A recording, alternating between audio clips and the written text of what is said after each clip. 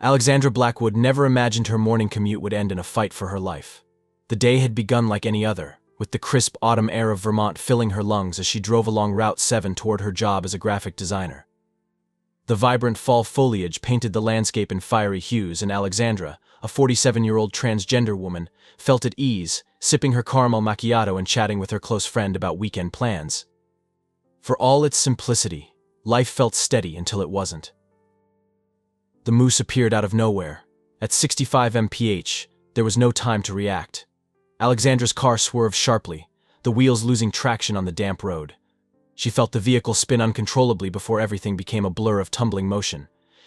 Her coffee cup flew from the console, the warm liquid splashing across the dashboard as the car plummeted down a steep embankment. The crunching of metal and snapping of tree branches roared in her ears, and then nothing. When she regained awareness, Alexandra's body was pinned in the wreckage. Pain radiated through her chest and limbs, every breath shallow and labored. She remembered fragments of what came next: the sound of distant voices, the metallic groan of tools cutting through her mangled car, and the whirl of helicopter blades overhead. Darkness pulled at her vision, but she fought to stay conscious. However, by the time the paramedics loaded her into the airlift, her body had given in. Her heart stopped for the first time.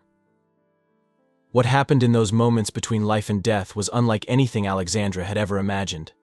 She didn't fade into unconsciousness as one might expect. Instead, there was a sharp, disorienting clarity. One moment, she was lying motionless in the helicopter. The next, she found herself floating above the chaos.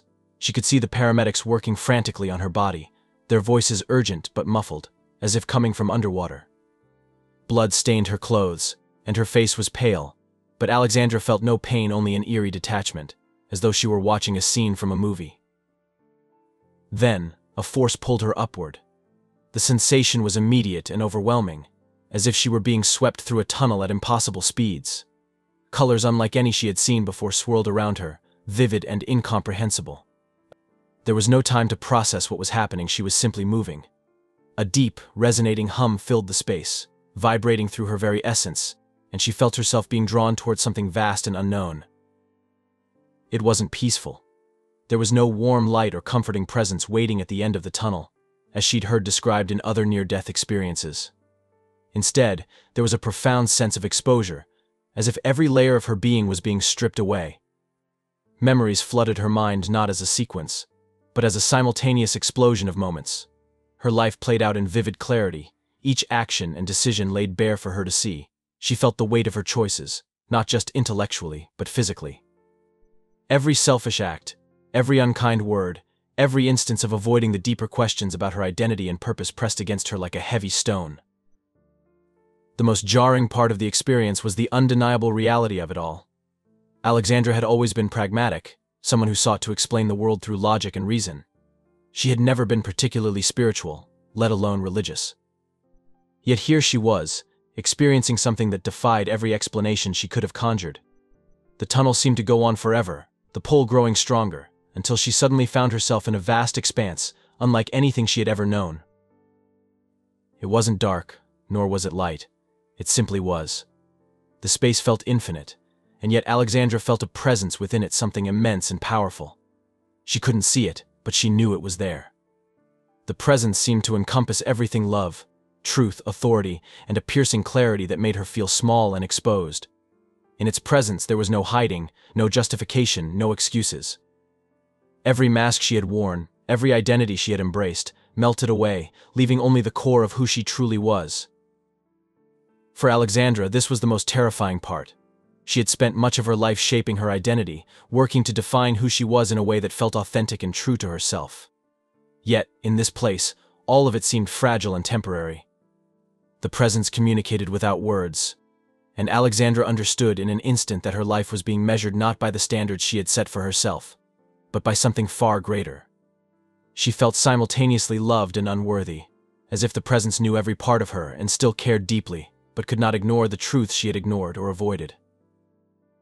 Just as she felt she might be consumed by the weight of it all, the presence shifted.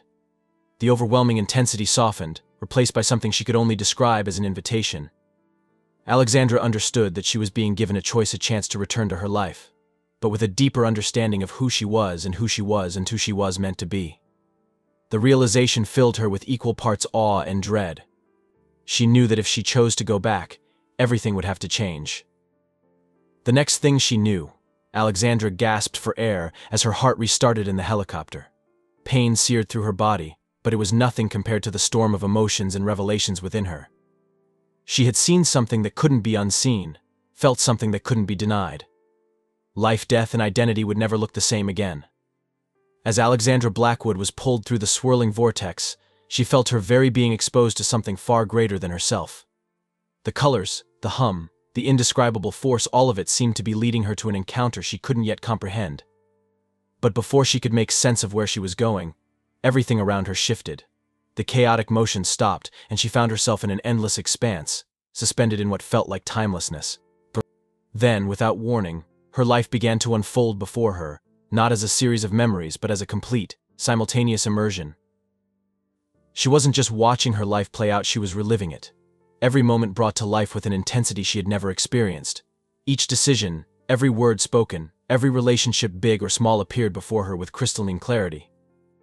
And for the first time, Alexandra didn't just remember what she had done, she felt the full weight of her actions. It was as if she were experiencing her life not just from her own perspective, but from the perspectives of everyone she had ever impacted. The first memory that surfaced was her childhood. She saw herself as a young child, full of curiosity and wonder, but also grappling with confusion and fear about her identity.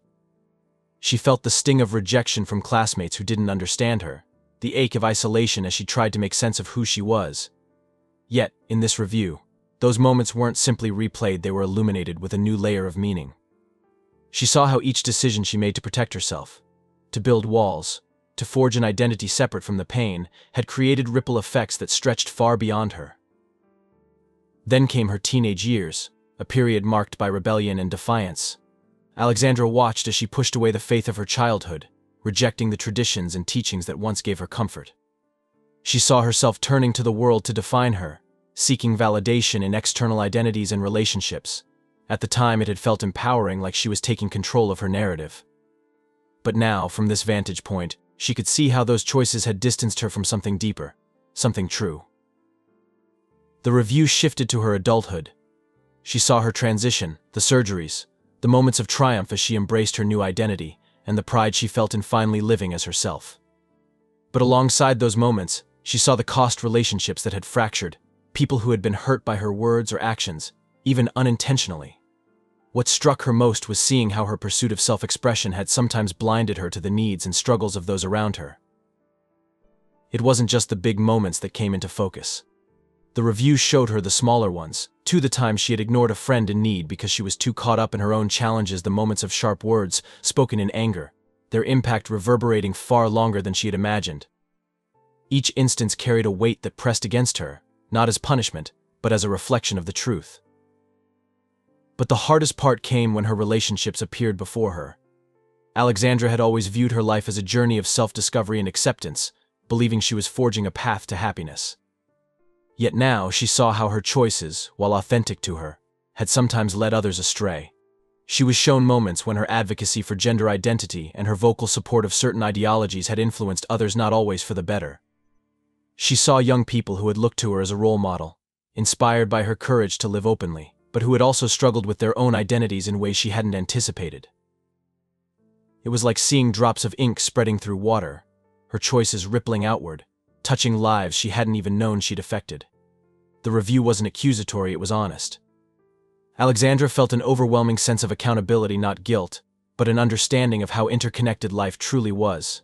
Every choice she made didn't just define her, it shaped the world around her. At one point, Alexandra saw herself sitting with a group of friends at a pride event, laughing and celebrating. The scene felt so familiar, a moment of joy and unity. But as she watched, the perspective shifted. She began to see the spiritual consequences of the ideology she had embraced and championed. It wasn't just about her personal identity anymore, it was about how those choices fit into a larger design, one she had never considered. The joy of that moment was real, but so was the spiritual weight it carried. The review wasn't entirely painful. Alexandra also saw moments of kindness and love, times she had supported a friend through hardship, or shared words of encouragement with someone who needed them. Those moments shone like beacons, reminding her that she was capable of goodness, even in her imperfection. But they were often overshadowed by the times she had acted out of fear, pride, or self-preservation. As the review came to an end, Alexandra felt as though her entire soul had been laid bare. She wasn't being judged in the way she had always imagined judgment would feel. There was no condemnation, no anger. Instead, there was a profound sense of truth, and with it, a deep longing to do better. She understood now that her life wasn't just about her, it was part of something far greater, a tapestry where every thread mattered. The experience left her both humbled and hopeful. She knew she had been given a rare gift, the chance to see herself fully, to understand the impact of her choices, and to choose a new path. What lay ahead would not be easy, but for the first time, Alexandra felt ready to face it. After the life review faded into stillness, Alexandra found herself in a space unlike anything she had ever experienced. It wasn't light or dark, warm or cold, it simply was. There was no time, no sense of movement, yet everything felt alive, vibrating with an energy she couldn't comprehend.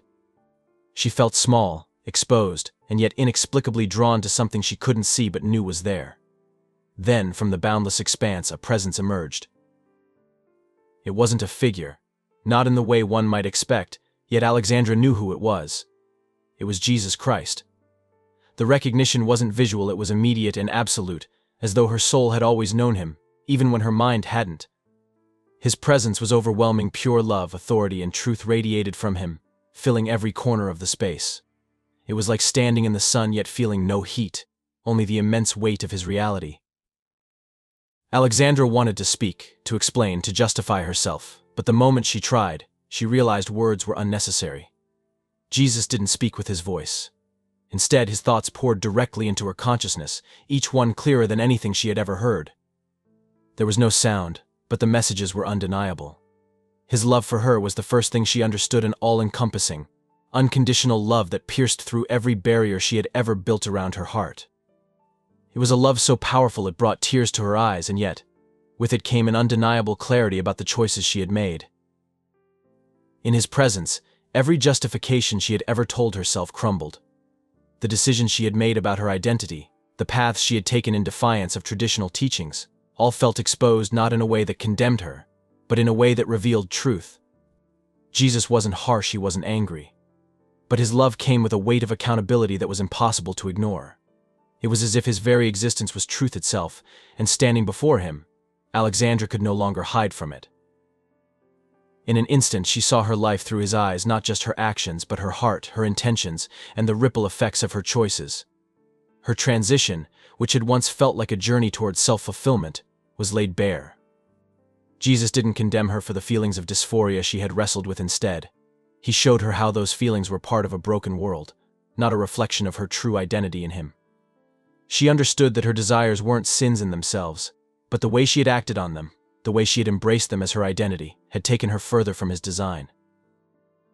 The hardest part came when Jesus showed her the impact of her advocacy. She saw the moments when her voice, her presence, and her story had inspired others to make similar choices. She had always believed she was helping people, empowering them to live authentically, but now she saw the deeper consequences. Each post she had made, each speech she had given, was a thread in a tapestry of spiritual confusion. It wasn't just about her anymore, it was about the souls who had followed her example, believing it would lead to freedom, when in truth, it had led them away from God's design. The weight of this revelation was crushing. Alexandra fell to her knees, or she would have, had her form still been physical. In that moment, she wanted to plead for forgiveness, to explain that she hadn't known, that she hadn't meant to cause harm. But Jesus' love was unwavering, even in the face of her mistakes. He didn't need her words, he already knew her heart. His love wasn't diminished by her failures, but it didn't excuse them either. Instead, it invited her to change, to align herself with the truth she now understood. Then came the most profound moment. Jesus showed Alexandra not just the consequences of her past, but the possibilities of her future. She saw two paths laid before her, one where she continued as she was, clinging to her identity and lifestyle, and another where she embraced the truth he offered. The first path was filled with temporary comfort but ended in a separation from his love that was unbearable to witness.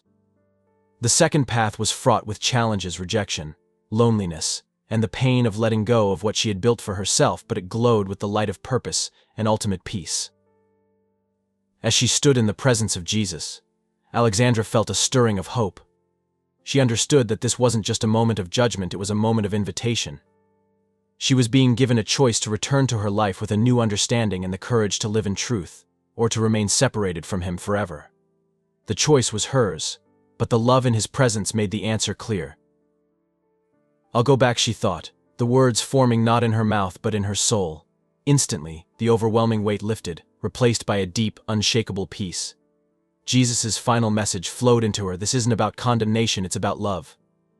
Go and share this truth with compassion, remembering that you too were once lost. And with that, the presence faded, and Alexandra's journey back to life began. As Alexandra stood in the vast, otherworldly expanse, she felt a shift. The overwhelming presence of Jesus remained, but the focus moved from her past to her future. Without words, he began to show her two possible paths, two lives that could unfold depending on the choices she made from this moment onward. The visions weren't like dreams or imaginings, they were vivid, immersive, and real, each one pulling her into the depths of its reality. The first vision was one of continuation. Alexandra saw herself returning to her life as it was, unchanged. She resumed her role as an advocate, her social media platforms full of posts about empowerment, gender identity, and the freedom of self-expression. Her community celebrated her return, and her influence grew. But as the vision deepened, she began to see beyond the surface. At first, the public admiration felt reassuring. She saw young people reaching out to her, thanking her for inspiring them to live authentically. But as the vision continued, she began to notice something darker. She saw these same individuals years later, some struggling with deep emotional pain, others feeling disconnected and adrift. The affirmations she had once given them now felt hollow as she watched their joy crumble under the weight of unresolved questions about their identity and purpose. The vision grew more unsettling. She saw herself older, still clinging to the same identity she had fought so hard to create, but there was a deep emptiness in her eyes. The applause of the world no longer filled her. In her private moments, she felt a gnawing loneliness, a sense that something vital was missing. And then came the end of the vision, a stark, chilling separation from the presence of Jesus. It wasn't a punishment, but the natural outcome of a life lived apart from the truth. The emptiness was infinite, and the absence of his love was more agonizing than anything Alexandra had ever imagined. But the vision faded, leaving her shaken. Before she could fully process what she had seen, the second vision began. This time, the path was one of change, one she instinctively knew would be harder. She saw herself making the choice to align with the truth she had just encountered. She saw the heartbreak of letting go of the identity she had built, the relationships that had once defined her, and the comfort of the life she had known. The challenges were immense. Alexandra saw herself rejected by friends, mocked by the community that had once embraced her, and labeled as a traitor. Social media turned against her, and her name became a lightning rod for controversy. The loneliness she feared so much loomed large in this vision. But as the scenes unfolded, she began to notice something else, a quiet strength that grew within her, a peace that transcended the pain. She saw herself speaking to small groups, sharing her story with humility and compassion. At first, the audiences were skeptical, even hostile, but over time, she began to see their eyes soften. Some approached her afterward, confessing their own doubts and struggles, thanking her for giving them a perspective they hadn't considered. These moments of connection were deeply fulfilling, more so than any applause she had ever received before. The vision expanded. Alexandra saw people she had never met before, people whose lives were touched by her testimony. She watched as they began to question their own paths, seeking something greater than self-expression, seeking truth. She saw them finding healing, restoration, and a deeper sense of purpose. The ripple effect of her decision reached far beyond anything she could have imagined. Then came the most powerful part of the vision. She saw herself at the end of her life, older and surrounded by people whose lives had been changed because of her. The peace in her eyes was undeniable. And when the vision shifted to her afterlife, she saw herself standing in the presence of Jesus once more, not in fear, but in joy. He welcomed her with open arms, and she felt the weight of her struggles melt away. There was no loneliness here, no emptiness, only the fullness of love and the satisfaction of a life lived in alignment with truth. When the vision ended, Alexandra found herself back in the infinite expanse, tears streaming down her face. The contrast between the two paths was stark, but the choice was clear. She knew which path would bring her the deepest fulfillment, even if it meant enduring temporary pain and rejection. The presence of Jesus surrounded her again, filling her with a sense of peace and purpose. She understood now that this wasn't just about her, it was about the countless lives her decision could impact. Her mission would be difficult, but it was one of love, not condemnation. And as she prepared to return to her earthly life, she carried with her the knowledge that true redemption isn't just about finding forgiveness, it's about embracing the truth, no matter the cost. When Alexandra woke up in the hospital, the pain was overwhelming. Her body ached with every breath, her ribs bound tightly, and her head throbbed as though the accident had left echoes in her mind. Yet, none of it compared to the storm within her soul. She had returned to life with clarity, with truth etched into her very being, but that truth came with a cost she was only beginning to understand. Marcus was sitting by her bedside, his hand wrapped around hers. His face was pale, his eyes bloodshot from hours of worry. "You scared me," he said softly. "I thought I lost you." Alexandra's heart clenched. She had loved Marcus deeply, and his care during her recovery showed his devotion. But the weight of what she had experienced bore down on her. She knew that the relationship she had cherished was now at odds with the truth she had come to understand. In the days that followed, Alexandra wrestled with how to tell him. How do you explain a near-death experience that redefines everything you thought you knew?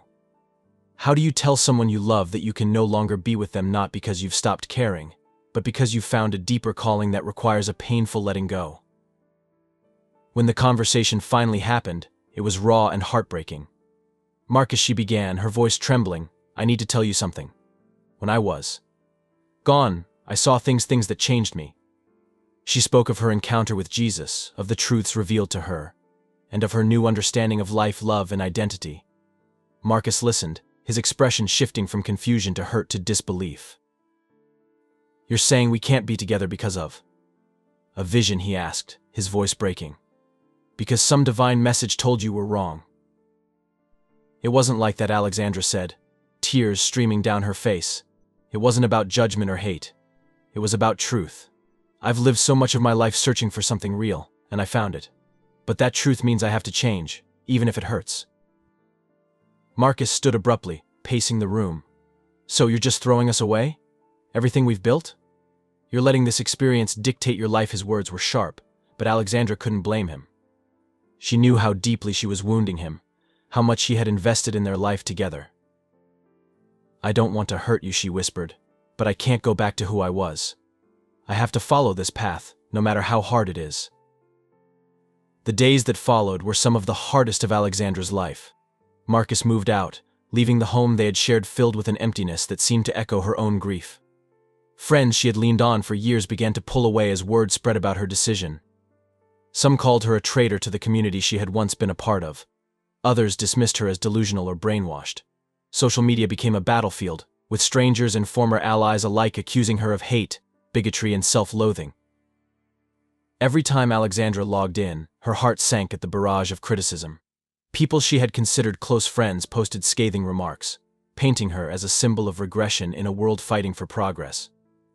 She saw hashtags calling her a fraud, and the messages in her inbox ranged from heartfelt pleas to reconsider to outright threats.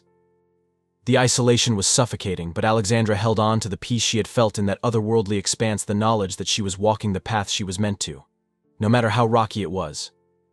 Finding a new community wasn't easy. She started attending a church, but even there, she was met with skepticism.